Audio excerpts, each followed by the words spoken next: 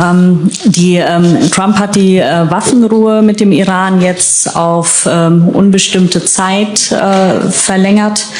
Was halten Sie von seinem Vorgehen und was würden Sie sich von ihm wünschen?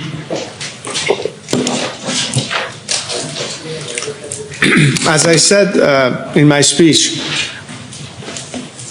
thinking that the regime has the ability to actually commit to a lasting peace is a little bit too much of a fantasy. And the reason I'm saying this is because if you see the pattern of behavior that the regime has displayed all these years, concealing their true intentions, hiding their nuclear program, being totally non-transparent in their true intentions, the actual rhetoric that they use within Iran, the belligerence that they talk about, their entire behavior is not indicative that they're prepared to change in any form or shape their behavior. But why is that? Because they can't. If they cease to do what they do, they're no longer the regime they claim to be. They're no longer a regime that is trying to export an ideology at the cost and expense of its own citizenry, and they've done that for 47 years. As I said again, the whole narrative of ceasefire negotiation is still based on thinking that somehow the behavior is not going to change, and you're going to deal with people who all of a sudden have become pragmatists. I don't see that happening.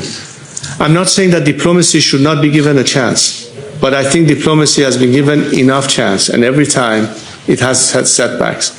This is time to readjust your foreign policies, to think that this regime is a solution at the end. The solution is the liberation of a nation that is asking you to take their side for once. For 47 years, the people of Iran have not been part of the equation. For 47 years, they've been ignored. They are not even part of these negotiations. And I'm here to speak on behalf of millions of Iranians who are voiceless to tell you, rather than investing on this regime, invest on them. Let them be the agents of change. Let them be the people who will bring you peace and stability, unlike a regime that has no intention other than survive at any cost, albeit killing thousands of innocent Iranians just to survive. This needs to be part of the consideration. And I don't think that I can judge the behavior headline to headline. I've learned one thing in the past few weeks. Whatever we hear coming out of Washington, let's judge on the results as opposed to the words that are being said here and there on social media. Aber Sie haben zugleich vorhin auch eine Art Minimum Protection für die Menschen gefordert. Und wenn aus den USA eine Rhetorik kommt wie Zivilisation auslöschen, hilft das der Opposition im Land?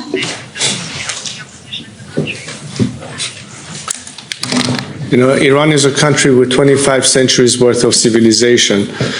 For a country that has hardly been on this planet for 250 years celebrating their independence, I don't think that any government or any foreign country can determine the survival of a civilization or not. We as Iranians are proud of our civilization, and nothing can change that. The reason is that acknowledging the people of Iran is the best way to preserve not only your own interests, but also preserve a civilization that actually has contributed to the world. I find it surprising that if you realize that Thomas Jefferson actually was inspired by the first Declaration of Human Rights that Cyrus the Great implemented 25 centuries ago. And it is actually within the principles of the US Constitution to talk about Iranian civilization being wiped out. I think this is just words. I'm not taking it seriously. And I think that Iranians will pretty much tell you that we've survived many onslaughts. We have survived many invasions by the Arabs, by the Turks, by the Mongols, and we're still standing. And we will continue to stand. And the reason I'm saying this is because if you look at the energy on the streets of Iran, if you follow the streets of Iran, if you see to what extent people are proud of their culture, their heritage, and you can see it also through the diaspora that despite the fact that they've been forced into life outside of their own countries, how proud they are of their culture, nothing will change that. So I'm not at all frazzled or intimidated by any statement that challenges our civilization. On the contrary, I think the world is beginning to recognize that how different Iran can be when the people of Iran are free. And they are the ones who will tell you, we are not warmongers, we are peacemakers. The reason we have been brought to a situation of war is solely because of this regime. This regime is responsible for bringing us to where we are today. For years, I pleaded with the Western governments, do not appease the regime. The day will come that you will finally have to face confrontation. I always said we have to avoid conflict.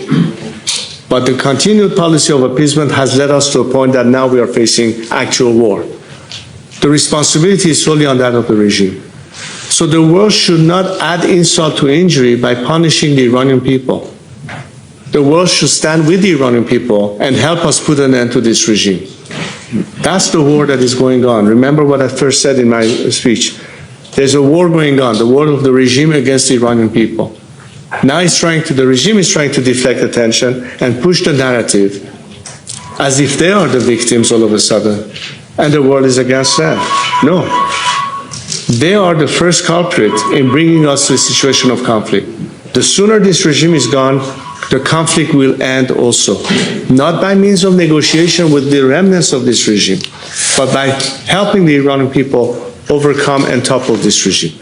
That's the ultimate solution that will bring us an end of this conflict and all these narratives or all these statements that we hear now and then. The solution lies in that ultimately.